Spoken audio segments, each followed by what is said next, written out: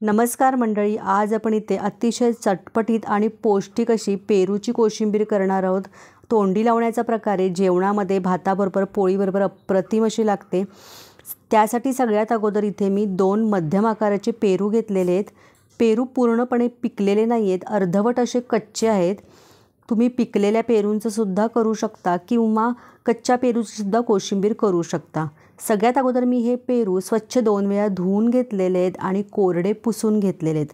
त्यानंतर याची देठाकडची बाजू आणि खालची बाजू कट करून घेतलेली आहे आणि या प्रकारे याची आता 4 फोडी करून घेते। तुम्ही माझा यूट्यूबवर व्हिडिओ बघत असाल तर नक्की लाईक करा, शेअर करा, सबस्क्राईब करा आणि जर फेसबुकला बघत असाल तर नक्की फेसबुक पेजला फॉलो करा आणि लाईक करा। आता आपल्या इथे सगळ्या फोडी चिरून झालेल्या आहेत पेरूच्या। आता याच्यातल्या ज्या बिया आहेत ना त्या काढून टाकायच्या। बिया कारण कोशिंबीरमध्ये आल्यानंतर चव चांगली लागत नाही, म्हणजे दाताखाली येत राहतात। त्यामुळे या सगळ्या बिया ह्याच्यातल्या काढून घ्यायच्यात आपल्याला। इथे अर्धवट कच्चा असा पेरू घेतला आहे, म्हणजे पूर्णपणे हा पिकलेला पेरू नाही आहे। त्यामुळे मी इथे पेरूच्या बिया काढून किसून घेणार आहे। जर तुम्ही पिकलेला पेरू घेतला असेल तर बिया काढून तुम्ही चिरूनसुद्धा घेऊ शकता। आता या प्रकारे या सगळ्या फोडींमधल्या बिया काढून घेतलेल्या आहेत आणि आता आपल्याला हे खिसणीवरती खिसून घ्यायचे। पेरू खिसण्यासाठी मी इथे बारीक दाताची खिसणी घेतलेली आहे आणि या बारीक दाताच्या खिसणीवरती मी हे सगळे पेरू खिसून घेते आहे। या प्रकारे आता इथे सगळे पेरू खिसून झालेले आहेत, तुम्ही बघू शकता। मस्त असा याचा खिस पडलेला आहे। त्यानंतर आता हे एका दुसऱ्या बाउलमध्ये ट्रान्सफर करून घेते, म्हणजे आपल्याला ह्याची कोशिंबीर करता येईल। बरेच जण ह्याच्यातला रस हा पूर्णपणे पिळून काढतात आणि मग कोरडं करून ह्याची कोशिंबीर करतात, पण मी यातला रस कुठलाही पिळून काढलेला नाही आहे। आता ह्याची लगेच कोशिंबीर तयार करायला घेते आहे। ह्याच्यामध्ये चवीनुसार मीठ घातलेलं आहे। त्यानंतर 1 चमचा याच्यात साखर घातलेली आहे। अर्धा चमचा याच्यात धणा जिरा पावडर घातली आहे।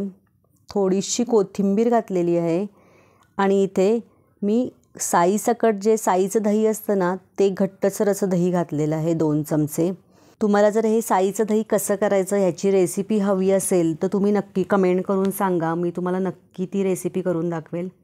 आता हे सगळं व्यवस्थित अगदी मिक्स करून घ्यायचं आहे आपल्याला। आपण खिसलेल्या पेरूमधलं पाणी काढलेलं नाही आहे, त्याच्यामुळे ही ओलसर अशी पाणीदार मस्त अशी आपली कोशिंबीर होते। जर तुम्हाला आवडत नसेल तर तुम्ही त्यातलं पाणी काढू शकता। तुम्ही दह्याच्या ऐवजी इथं लिंबाचा सुद्धा वापर करू शकता। आता इथे फोडणी द्यायची आहे, त्यासाठी तेल गरम करून घेतलं। पाव चमचा मोहरी घातली, अर्धा चमचा याच्यामध्ये जिरे घातले आणि हिरव्या मिरच्या चिरलेल्या घातलेल्या आहेत, मस्त तडतड असे उठलेले आहेत।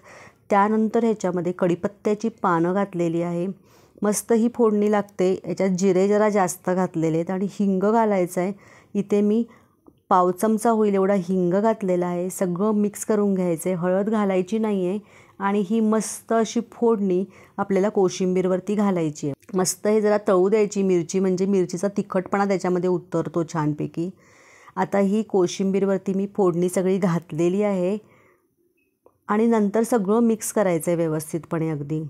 मस्त आपली ही चटपटीत अतिशय पौष्टिक अशी पेरूची कोशिंबीर तयार झालेली आहे। बऱ्याच वेळा मुलं पेरू खात नाहीत कारण घट्ट आहे, त्याच्यात बिया असतात, म्हणून मुलं खायला मागत नाहीत। त्यावेळी त्यांना अशी चटपटीत कोशिंबीर करून द्या, मस्त सगळेजण आवडीने खातील। पोळीबरोबर, पराठ्याबरोबर, भाताबरोबर अप्रतिम अगदी लागते। नक्की करून बघा। रेसिपी आवडली तर लाईक करा, शेअर करा, कमेंट करा आणि नवीन असाल चॅनलवरती तर नक्की चॅनलला सबस्क्राईब करा। पुन्हा भेटूया अशाच नवीन पटकन होणाऱ्या रेसिपीबरोबर। धन्यवाद।